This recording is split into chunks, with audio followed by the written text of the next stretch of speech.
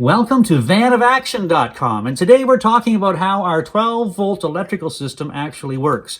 When I first designed my van, I had never had one before. You may be in exactly the same position, and if you are, then you, like me, have spent hours online watching other people's YouTube videos about how they designed their system. And they always say, well, I put this here, and I put this here, and I put that there. They never tell you how it actually worked after it was installed, and so that's what we're going to do today.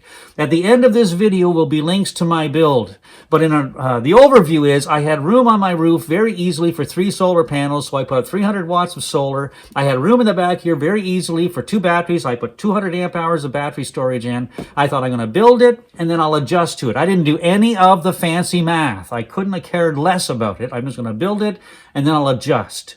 And so this is a real life experience of what we did one day on the road. This is day 4 of our trip from British Columbia to Ontario. I'll explain day 3 a little later in the video, but at the end of day 3, our batteries were 100% charged. When the sun went down, the batteries were 100% charged, and this is how it turned out the next day. Let's get started. Welcome to our van build series, sharing the good, the bad, and the ugly. Along the way, give us a like, a share, and a subscribe. Buckle up, here we go. Good morning. We put some miles behind us yesterday and we boondocked on the east side of Winnipeg. Another van pulled in beside us. That's the Trans-Canada Highway, and we are in a Petro-Canada visitor center. There's washrooms and stuff. It's really handy. We pulled in about 10:30 last night. Now let's just take a look at the hydro or the power and see where we are.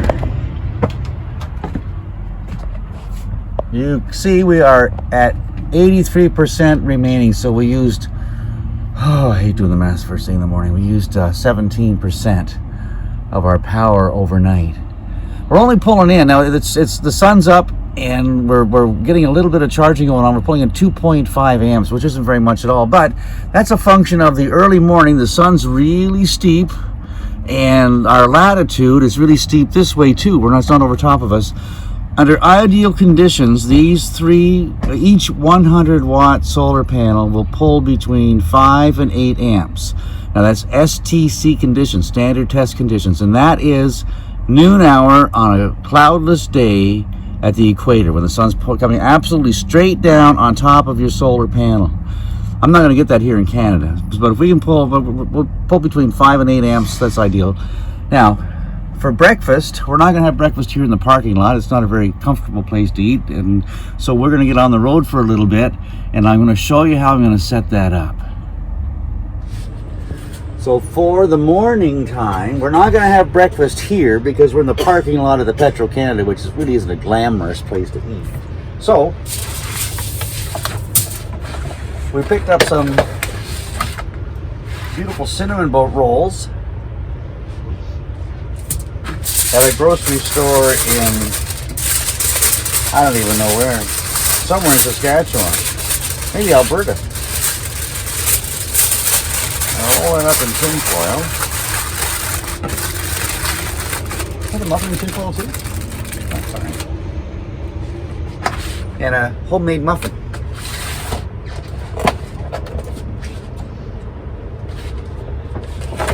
And then this is a 12-volt.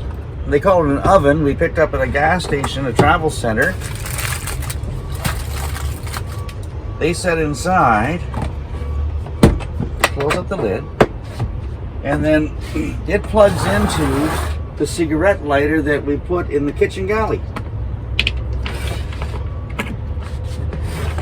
Red light comes on.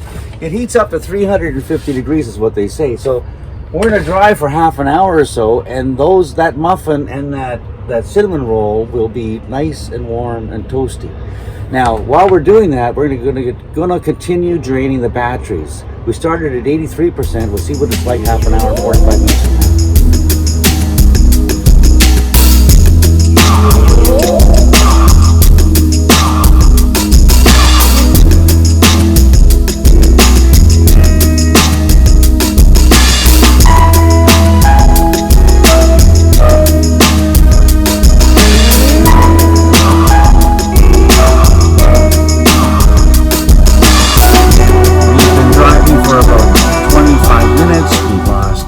couple of more percentage points, but look at it, we're charging a little bit more because the sun's a little bit higher. And now we're going to set up for breakfast. The little oven has, I'm going to unplug it. It'll be nice and toasty in there. Ooh, you feel the heat coming off of it. That's good. Okay, now we'll set up for coffee and tea. Hard to see here. Maybe what I'll do is I'll turn on the galley lights. Oh, okay, now we haven't been able to find a little pot, coffee pot or teapot that'll work on the induction cooker, so we're just using a regular pot for that. So we have our induction cooktop.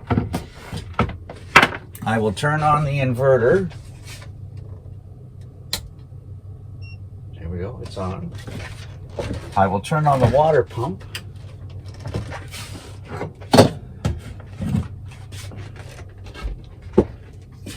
Get some water in the pot. Okay, and we'll put that on here. We will plug in the induction cooktop. It's working. Power mode, and now it's going to start getting hot. The cooker is cooking. Let's just take a look at what it's doing here for the power. See right here, look, it's drawing 134 amps, 133 amps. That's good. That's good. We have lots of room, lots of power. 6 minutes later, the water is boiling. And we are pouring the tea.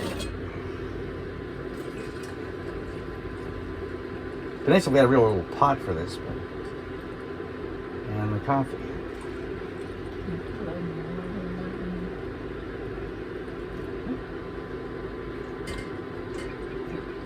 That's good. Thank you. Okay, now that's all done. So our breakfast is all finished. The water's hot. The food's warmed up, and we've used 20 or 27% of the energy that we have, and we're starting to charge at 4.5%. The time now is about 8:30. 8:36 a.m. Turn the water pump off. Turn the inverter off. And we're done. Now we'll just watch it through the day and see what happens. On this trip, we were traveling from our new home in the interior of British Columbia to our old home an hour east of Toronto, Ontario. And we wanted to drive through Canada. So the obvious choice is the Trans-Canada Highway through Regina and Winnipeg and Calgary. And probably that's the fastest way, there's no question. But it's also the most boring way. And there are times when you can't avoid the Trans-Canada Highway. But there's times when you can. And when you can, we try to. So on this particular trip, we headed south from our home near Enderby.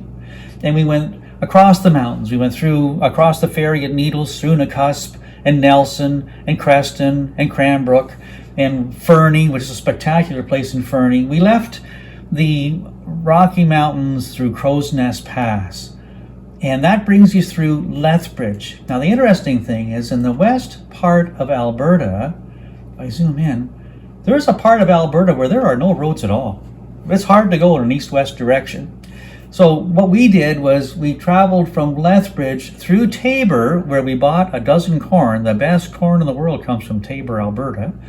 And then we traveled through Tabor and we went back up to the Trans-Canada Highway at Medicine Hat. And because of the challenge of driving east and west, we chose to go drive the Trans-Canada Highway to Swift Current. And in Swift Current that night, we stayed in the Ponderosa campground just on the east side of Swift Current. A beautiful campground, lovely facilities. We got up the next morning and we headed south on Highway 4 to the town of Cadillac. And then at Cadillac we headed east on Highway 13. And check this out, Highway 13 runs east and west. Look at it, east and west. It's a beautiful road. It's flat, it's straight, it runs parallel to the border, and the one thing to remember is you're in the prairies. This is a flat road. It's absolutely wonderful. There's next to no traffic. You can drive 90 kilometers an hour easily almost all the way along. You don't go through the little towns. You pass beside the little towns. And 90 kilometers an hour is the optimum speed for my van for gas consumption. That's how fast I drive no matter where I'm going. We drove along. It's beautiful, lots of places to stop, lots of neat things to see. And then we came to the little town of Souris. Souris is a great little town. The Souris River runs through it, and it's got a wonderful waterfront park and a beautiful municipal campground. We've camped here before. We didn't today. On this day, we just stopped for a couple of hours and had a corn roast with the tapered corn. And this is the point I'm trying to make. Even though we can cook in the van, we don't cook in the van. We make breakfast in the van. We have lunch. You want to get out and stop and stretch your legs. We get out and made a sandwich and walked around the park and had lunch. And then for dinner, we got out at the Souris Riverfront Park, set up and had a corn roast. It was just wonderful. We also have a barbecue, a small gas barbecue in the van. We could have done hamburgers if we'd wanted to, or steaks or something, but you don't cook in the van.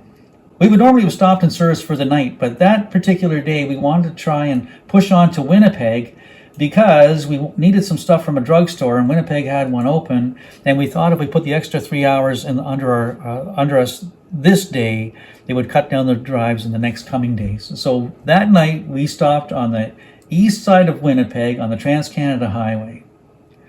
And we woke up the next morning. Now, when the sun went down driving to Winnipeg, we had 100% charge on our battery. So we used the interior cabin lights when we got there, an exterior light for a few minutes, and then we had the fridge and the freezer running all night long. When we woke up in the morning, this is where we pick up. It's now 10 to 1 in the afternoon. We've been driving for about 4 hours, I guess. We stopped for a break along the way, and we're going to stop about 12 o'clock, but the place that we were hoping to have lunch was closed because it's Monday. So that's one of those things you just have to deal with as you go. So we're now charged up to 95% using just the sun, and looks like we're going to be in great shape. Stomping along the road in northern Ontario, almost to Thunder Bay, and we were 100% charged about 1:30 this afternoon. So we've used all night long, made our breakfast, warmed up our stuff and everything, and we're back to being 100% charged, just simply using the sun. And the most we used was less than 30% of our total available power. So I think we're pretty comfortable with the setup that we have. Hope this helps people. If it does, give us a like, a share, and subscribe. And by all means, watch these other videos that I'm linking to here. They are more information about the wiring.